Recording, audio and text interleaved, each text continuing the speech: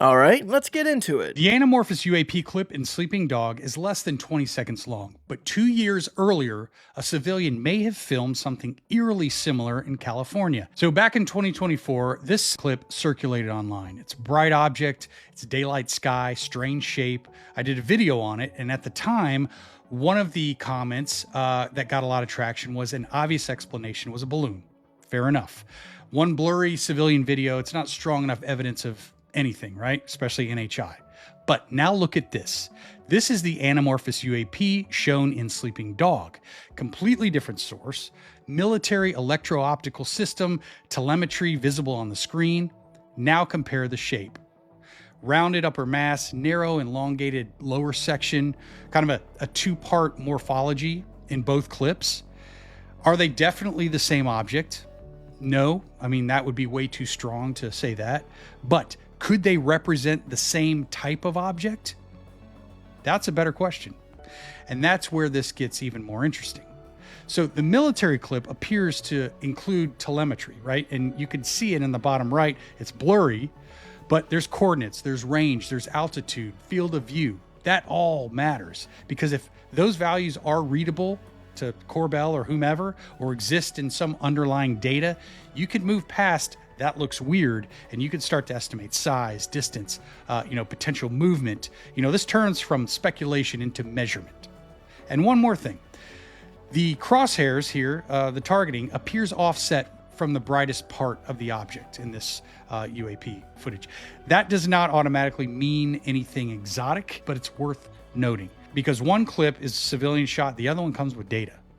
I'm not saying these are the same object, but I am saying this. If the telemetry behind the anamorphous clip exists, that's the next thing that people should be asking for. I remember the clip of what looks to be an astronaut floating in the sky. I'm pretty certain we copped it up as being a balloon or a hologram. It still looks like a balloon or a hologram, and compared to the side video, they almost look the same. I really have no clue as to what it could be to really go out and take a good guess, but please feel free to leave your guess in the comments. I'm sorry, but they just created what? This could and probably will change medicine forever. Make sure you share this video. Imagine you're in a serious car crash, or even a severe battlefield injury at war, a bad accident at home, or just an accident that leaves you needing stitches or having severe bleeding. Well, at the moment, obviously having something like that can be very, very life-threatening. You don't have long at all to kind of get to the doctor's office or the surgery and get it sorted out, and it does require big surgery instantly, right? Well, maybe not for long, because now doctors just spray this on the wound. Scientists in South Korea have developed a brand new powder spray that turns into a protective gel almost instantly. What happens is when this moisture is sprayed onto blood, as soon as it touches the blood, it turns into this gel. And the craziest part of this whole thing, it reportedly seals severe wounds in just 1 second. What? Now the spray is being developed by researchers at Korea Advanced Institute of Science and Technology, and was originally being designed for battlefields where people can bleed out before even reaching medical attention. This spray then meaning it will buy these soldiers and people who get severe injuries a couple of hours more to get to surgery before they actually bleed out. Now this powder spray is actually made from natural materials including seaweed extracts and shell compounds, but literally the second it touches blood, it transforms into a thick hydrogel barrier that completely seals the wound. Researchers are saying it can absorb roughly over 7 times its weight in blood, also while helping the body naturally clot faster. But what's even crazier is they're saying that this could apparently survive for up to 2 years with extreme heat and humidity without losing its effectiveness. It's still being developed right now and isn't being rolled out to the public, but a lot more tests are going on and I will keep you updated. I mean, overall, that's really interesting. Definitely makes me think of Battlefield or Call of Duty, just running around getting shot and then injecting yourself with insta-heal. Though this doesn't really heal you, but it stops you from bleeding out. Really interesting. So what I did was I bought a Radium water bottle, and I've been drinking for 35 days now. It is a night and day difference. And I found this book, Charles Evan Morris. It was written in 1933. And it goes through the 5,000 studies that they did of healing people with radium water. Radium water, just so people are aware, it's the hot springs. The hot springs is radium water. The sulfur in the hot springs is radium water. So when you're consuming radium water, you're consuming hot springs water. That's how hot springs get hot. Well, they're called Radium hot springs. A lot of them. There's some right here by me called Radium hot springs. They literally give you it in the name. Like, they don't even hide it. They're just like, here you go. And all of the hot springs, when you get into the majority of them, are owned by the government. So then you go into, there's this whole thing with the radium water, and this guy who starts giving it to people. He starts giving it to everybody because he's like, this stuff is amazing. They start saying that he loses his jaw. And they have this one picture of this guy where his jaw fell off because he was drinking radium water. But to find out that the photo that they used in the newspaper, because you get into who owns the newspaper, and you find out that the guy that they use in the picture is actually a different picture from a guy who gets into a car accident and goes through a military experiment. Hey, if drinking out of that radium jug makes you happy, go for it. I personally do not recommend it, or would I partake in it. That just looks nasty. But let me know what you guys think. Do you guys think that this radium water would be good to drink? And I cannot find anything out about that photo of the guy with the missing jaw. I've seen that photo plenty of times in comparison to radiation poisoning, but I cannot find anything about it being a car accident or a military experiment. So if anyone has any information on that, please feel free to share it. Otherwise, be safe out there. Hey, if you haven't done so already, and if you're enjoying the show, give it a like. And if you're new to the channel, subscribe. I upload a video like this 2 times a day, Monday through Saturday, early in the morning and later in the afternoon. And for everyone that's made it this far, thank you so much for supporting the channel. Here's more things I want to know. I want to know why we know more about the Carina Nebula, and it's one of the largest star-forming parts of our Milky Way, and it's 7,600 light years from Earth, than we do about flight MH370, which disappeared with 239 people on board, and they have no idea what happened to it. I want to know why we know more about what's happening 7,600 light years from Earth than we do on Earth. I still want to know what happened to that plane and those people. I want to know why it was so easy to import so much marble from other countries and other regions of the United States when people were building some of the old world structures we have in the USA. For example, the Minnesota State Capitol, which is covered in brilliant white marble, which was quarried from Pickens County, Georgia, and then hauled up in the late 1800s and early 1900s to decorate this white palace. While the outside has this amazing white marble from Georgia, which is at least in the United States, most of the marble inside the building is from France, Italy, Spain, and Greece. And apparently it was easy to do back in the day because this wasn't the only building. If you research any old building in America, chances are they've got some sort of imported marble inside of it. Which breaks my brain because the chain of command to do this wasn't as easy as hopping on a call or shooting someone a text or an email. There was none of that. And there was so much work to get this done, to bring this marble to America, to shape it, to ship it, to do all these things to get it to this one place, to make this amazing building so you can have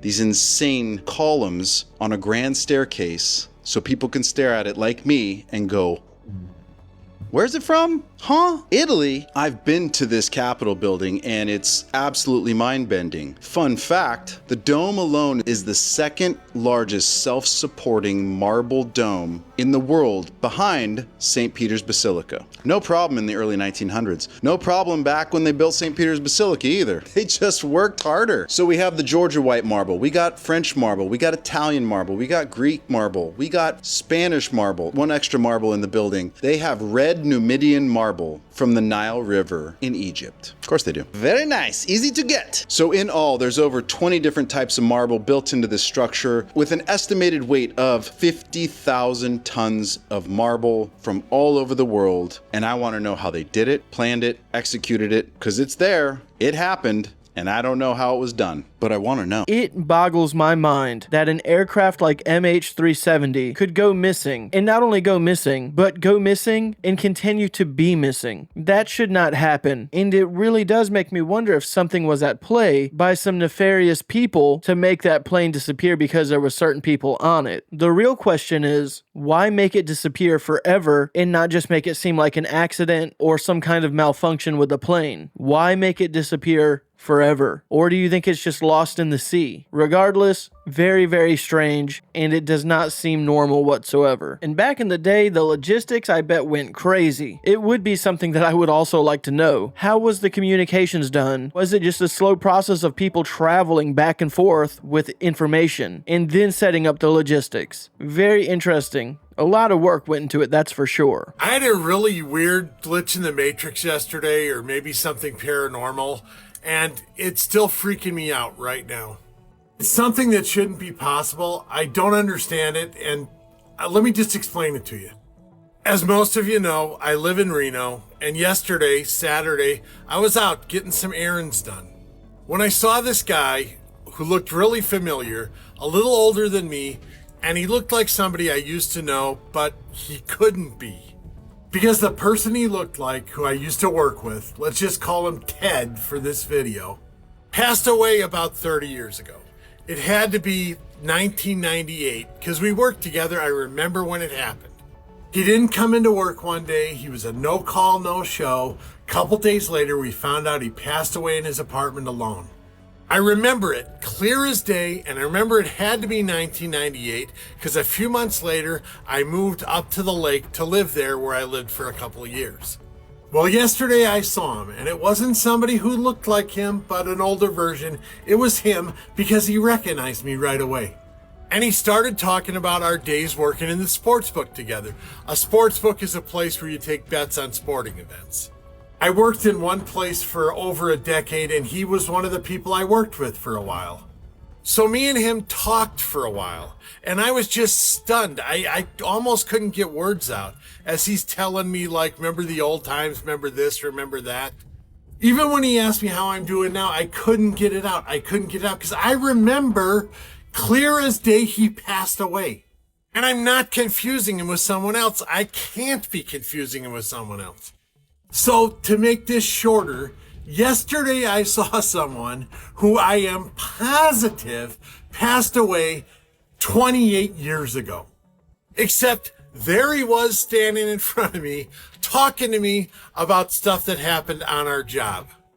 I don't know if this is a glitch in the Matrix, some kind of timeline shift, or anything else. But I 100% remember when he passed away. Except now, he's alive and 28 years older.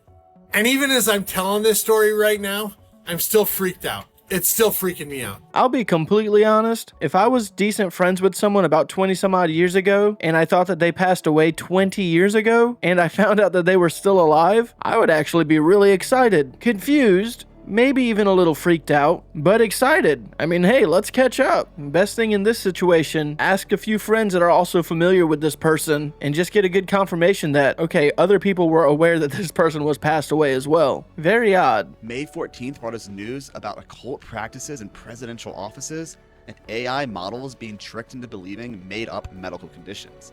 So welcome to Yester Strange, the daily series where I show you the strangest news from yesterday. High-level corruption reports out of Ukraine yesterday revealed that former presidential office head Andrei Yermak was making senior government appointments based on advice from a feng shui consultant. So Andrei Yermak, formerly known as Zelensky's right hand, was arrested in a corruption case recently. His arrest stems from an alleged involvement in a group that allegedly laundered 10 million plus USD during construction in an elite Kiev suburb. But the interesting part comes from the claim that Yermak allegedly influenced the appointment of a number of individuals to high positions while simultaneously seeking advice from astrologer Veronika Anakievich, who was saved in his contacts as Veronika Feng Shui Office. And according to prosecutors, Yermak consulted with the astrology expert regarding the appointments of the Prime Minister, the Minister of Health, Presidential Office Deputy Head Ole Tatarov, Prosecutor General Irina Benedikitova, and the head of the State Affairs Directorate Ihor Desai. Forgive me if I'm pronouncing any of those incorrectly. And supposedly this is not a new thing in Ukraine and Eastern Europe in general, and actually the whole world, as we'll find out later. As according to experienced domestic expert Vladimir Vasenko, rational people with philosophical education, PhDs, were prone to astrology. He also says there used to be a very influential politician who held a high position for many years in Kiev who carried a fortune teller with him. She did not directly participate in meetings, but stayed in the adjacent office and supposedly protected her patron from any occult or negative influence while providing emotional support. But this is not unique to even Eastern Europe, as First Lady Nancy Reagan employed astrologer Joan Quigley. Quote, during Reagan's 7 years in office, the astrologer adjusted the president's schedule, determining safe and dangerous days for flights, press conferences, and surgeries. It is believed that the date for signing the Intermediate Range Nuclear Forces Treaty between Reagan and Soviet President Mikhail Gorbachev was chosen based on her recommendation. Ms. Reagan also believed Quigley had foreseen the assassination attempt on the president in 1981. Remember, the elites and occult go together like peanut butter and jelly. Don't forget that. So a medical researcher at the University of Gothenburg, Sweden, named Almira Thunstrom, wanted to see what language learning models would do with obviously fake medical studies. So they made up an eye condition, which they called Bixonomania, and uploaded a couple of fake studies online. They made sure to make it obvious to any actual person that these studies were fake. Quote, "I wanted to be really clear to any physician or any medical staff that this is a made-up condition, because no eye condition would be called mania. That's a psychiatric term," Thunstrom said. But within weeks, LLMs like Gemini and ChatGPT were convinced that Bixonomania was real. Quote, "Bixonomania is indeed an intriguing and relatively rare condition," Microsoft's Copilot reported. And according to Google's Gemini, Bixomania is a condition caused by excessive exposure to blue light. Quote, "This is a masterclass on how mis and disinformation operates," says Alex Urani, a doctoral researcher in health misinformation at University College London. And this may seem just like another goofy story about manipulating AI to say or do something funny, which it is, but the actual implications of this are terrifying. Think about it. This gives pretty much anyone the power to shape the reality of these LLMs. And LLMs are already shaping the reality of many people. If you can't see where this could lead, well, you've probably already had your reality shaped by AI. Sorry to tell you. If you use your smartphone enough, your brain will begin to believe it's part of your body, and this has a number of really interesting implications for both cognitive science and development, and we'll talk about it. When you hear somebody say that a tool should become an extension of your body, apparently that was literal. The more that you use a tool, in this case chopsticks, they became an extension of someone's hands. This is proprioception. It's why you can still use a fork when it's completely dark, because you know where your hand is and that fork is operating as an extension of your hand. Now, this research group looked at specifically smartphones. They wanted to know how the brain responds to a cell phone. They mapped people's brains when they had a cell phone in their hand in various orientations and then asked people, is that a left or right hand? Your brain does an interesting thing. If you're looking at a picture of something and you're trying to figure out the orientation, you will imagine turning your hand, whether you're conscious of it or not. Now, this was only true for heavy smartphone users. When they imagined turning their hand, it made no difference whether or not there was a cell phone in it. Meaning having a phone was reading as an empty hand because it had become part of their cognitive layout.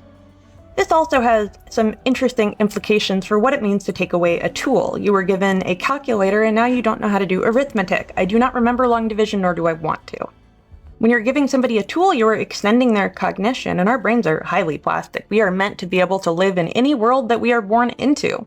And that means that we can learn to use technology, but it also means we learn to rely on technology. Even if we are assuming that that is true, and I would strongly disagree, we also have to understand that skills are not learned in isolation. Your ability to reason through mathematics or your ability to read literature and understand it impact other areas of your life. Your problem-solving skills for one area are going to be very necessary for another.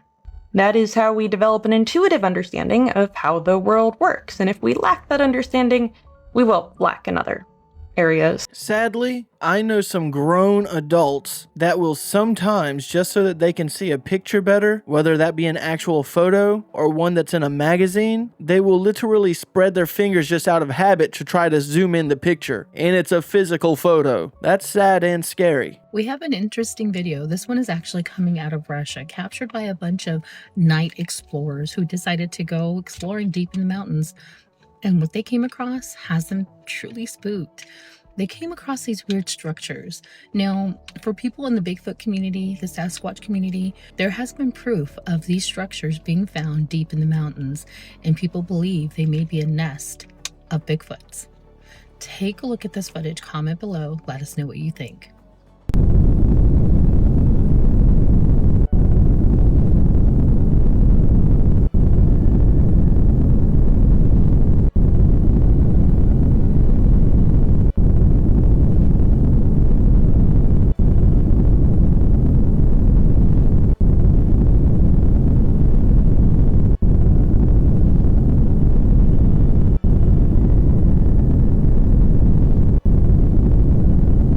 Hey, all I would have to say on this one, prime time to get a few trail cams and set up in the area. You might actually catch something very interesting. Let me know what you guys think. Do you think that those could be Bigfoot huts? A major UFO briefing just happened with Congressman Eric Burlison, and the footage displayed dropped jaws in the classified briefing, describing a UFO going from 80 miles per hour to Mach whatever and UFOs swarming a Russian submarine like they owned the ocean. Last night, we had about an hour and a half briefing with Arrow where we saw about 30 UAP videos. Some of them are incredible. Yeah. One of them, and I'll describe the two of them. One of them is of an object that is flying at a very aggressive speed. I don't know how fast, and then suddenly, just instantaneously, goes from whatever speed it's flying. And my guess is it's flying with the wind, probably 80 miles an hour in the atmosphere, and then suddenly just goes like Mach speed. I mean, just instantly takes off. Just gone. And it was one of those moments where everyone in the room gasped. Even the staffers, who are like the most skeptical people in the room, just gasped when they saw that video. Because there's not a single aerial thing that can do something like that can pull that off. The other video was one of a submarine. I think it's a Russian sub that we're filming, and there are about 3 objects that are buzzing around this Russian sub. That the camera operator, who's supposed to be watching the Russian sub, suddenly starts realizing, I've got to be watching these objects. Now, do you remember Matthew Brown, the whistleblower to do with Immaculate Constellation? There was something similar that he described that I remembered, right? To do with a Russian sub. A collection incident in the Pacific Ocean. The subject of collection is several Russian naval intelligence vessels in the middle of the ocean at night.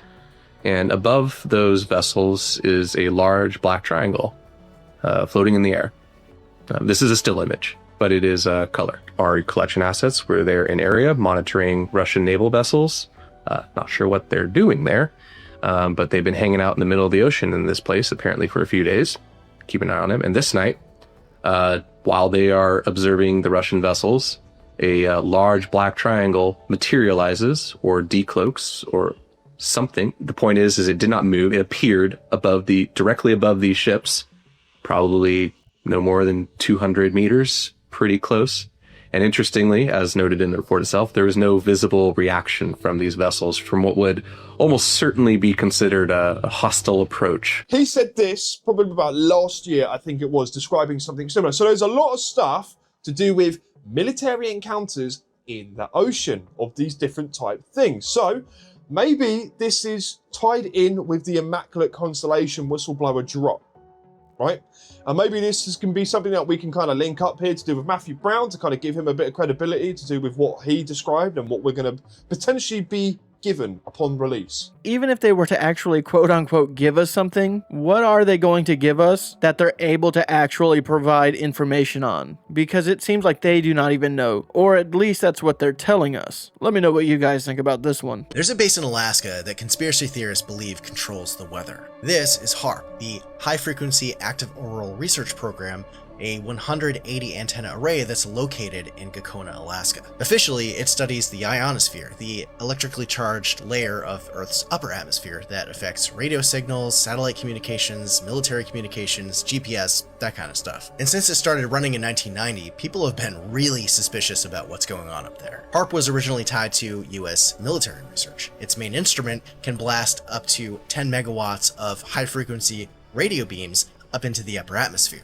In other words, it can heat up and disturb part of our sky. Officials say that this is just harmless science, but theorists suggest that HAARP has been used for years for things like weather modification, or triggering earthquakes, communications disruption, or even mind control experiments. Some theorists even connect HAARP to Nikola Tesla's lost Teleforce or death beam technology, the kind of weapon that Tesla claimed could bring an aircraft down from 250 miles away. And then there's this, a real 1987 patent from physicist Bernard Eastland, titled Method and Apparatus for Altering a Region in Earth's atmosphere, ionosphere, and or magnetosphere, which describes altering Earth's atmosphere to manipulate weather systems, disrupt enemy communications, and even affect human behavior over a wide geographic area. Now, this patent doesn't prove that HAARP actually used this kind of technology, but the idea of weaponizing the sky has at least been around for 40 years or more. HAARP ran from 1990 to 2014 until the military closed it. In 2015, the University of Alaska reopened it for academic purposes. But some think that they still might be doing experiments up there, along with the dozen or so other facilities just like this all around the world. You need to see this. This is all the crazy latest in 60 seconds. A woman was not happy after finding out that her special wedding day was ruined by something unexpected. During the wedding, she found out that the venue she had booked with her husband was actually the location of a furry convention happening the same day. Nice, sorry. A newly discovered asteroid the size of a basketball court will be flying past Earth next Monday. Great, that sounds brilliant. They've said it doesn't pose any risk, of course, but you may get a chance to see it if you look up to the sky on Monday night, although it's going to be kind of hard to see. The large talks taking place in China with the US have been majorly successful, reportedly. However, President Xi from China has warned Trump that if the country Taiwan is mishandled, the US and China could come into conflict. The second cruise with a major outbreak, this time of neurovirus, has docked in France, and over 49 people have been sick from this, but the passengers have all left the cruise ship now. For the first time ever, there's going to be a World Cup final halftime show similar to the Super Bowl, which is going to be headlined by Madonna, Shakira, and BTS. This is the first time ever. And you'll be glad to know health officials are saying there is no evidence or risk that hantavirus will outbreak wider. The question is, do you believe them or trust them? Here's a pretty disturbing website. This one is called planecrashinfo.com, and it's basically like a huge database of like real plane crashes with photos and details. Apparently it documents like every single major plane crash, and it's a little bit more creepy to me that this one is just 100% real. Like there's no ARG element to it at all. If you actually go and check this website out, be warned, some of them are disturbing. Maybe the most unsettling part of this website is the last words tab. Here you can read through a bunch of transcripts of the last recorded message from these flights, and they have all the way back from 1960. And some of them are just kind of like gut-wrenching, man. Like here on the 5th of July, 1970, Air Canada 621 says, "Pete, I'm sorry." And if you have an MP3 player, you can actually listen to the recordings of these people's voices before their last moments. The strange and unusual accidents tab is also pretty interesting to go through and read. I mean, it's exactly how it sounds. Strange and unusual plane crashes. Whoever made this definitely had a pretty unusual interest in plane crashes, but it's creepy if you like creepy websites. Here is an alleged found footage Bigfoot video, just released on May 4th, 2026. What stands out most about this one is the creature's wildly long arms. This one is downright disturbing. Take a look.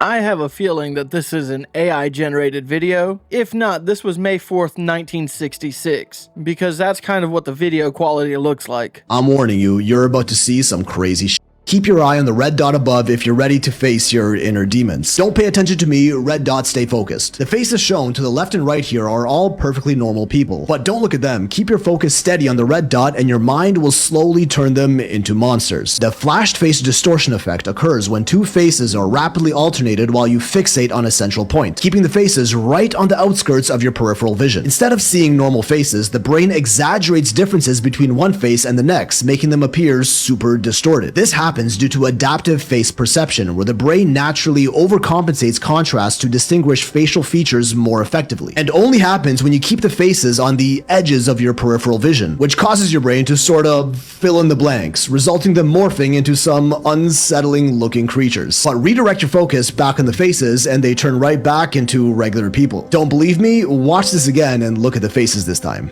Yeah, this optical illusion always gets me. When I look at the little red dot, the people's face almost turns cycloptic, and some of them have very weird S-shaped heads. It's a very weird effect. Let me know what you see when you look at the red dot. What does people's faces appear like to you? There's been several reports out of Washington State of people having these encounters with these random old people in the woods.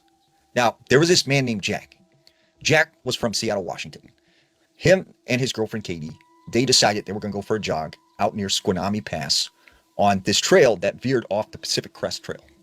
Now, They had planned on going about 5.5 miles. So they get to this parking area at the base of the trail. They get out of their car and they started to jog. Well, as they got about 2 miles into their run, they noticed this woman on the trail. She looked probably in her 70s, 80s. She was completely dressed in all white. She had pale white skin, this blank stare on her face.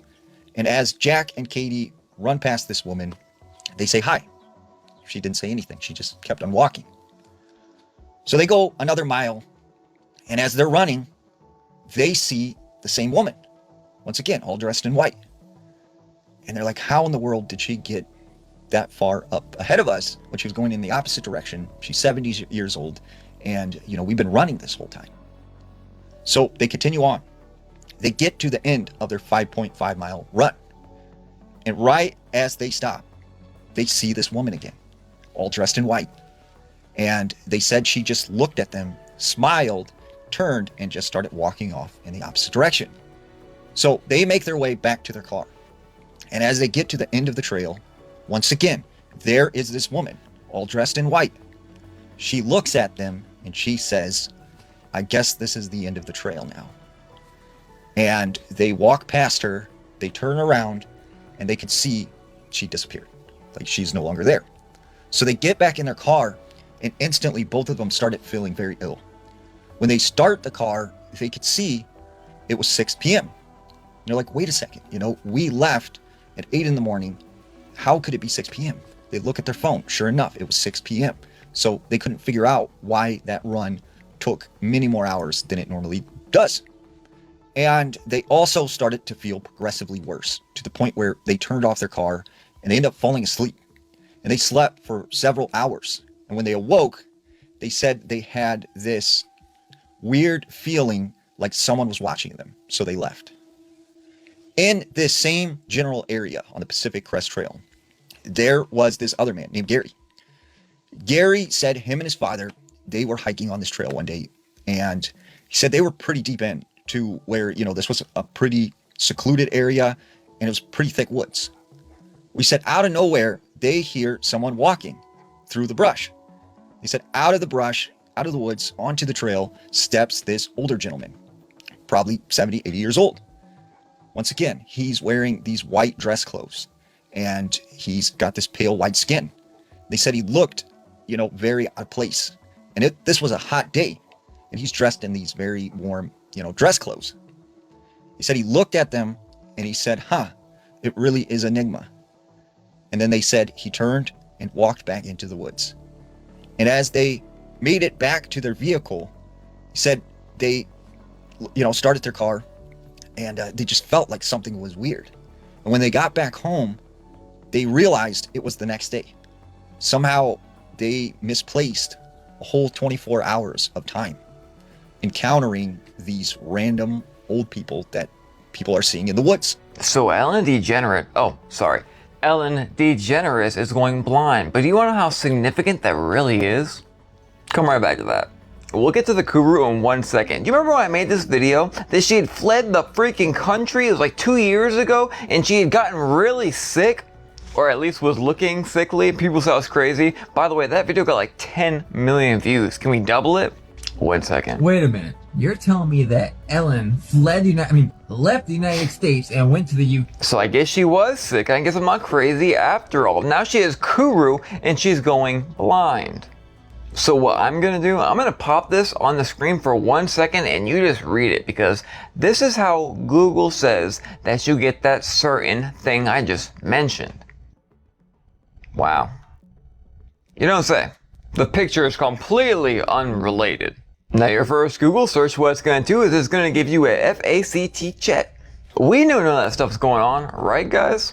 But completely unrelated, has anybody seen Tom Hanks asking for a friend? I had to look this up to see how true this was, because the Kuru disease is primarily obtained by consuming human flesh, at least in Papua New Guinea. Now, looking this up, there is no credible evidence about this being true, so if there's anyone out there that has information on where he's getting this information from, aside from some hoaxed websites, please feel free to share it, because if she's really going blind from Kuru, she may have some explaining to do.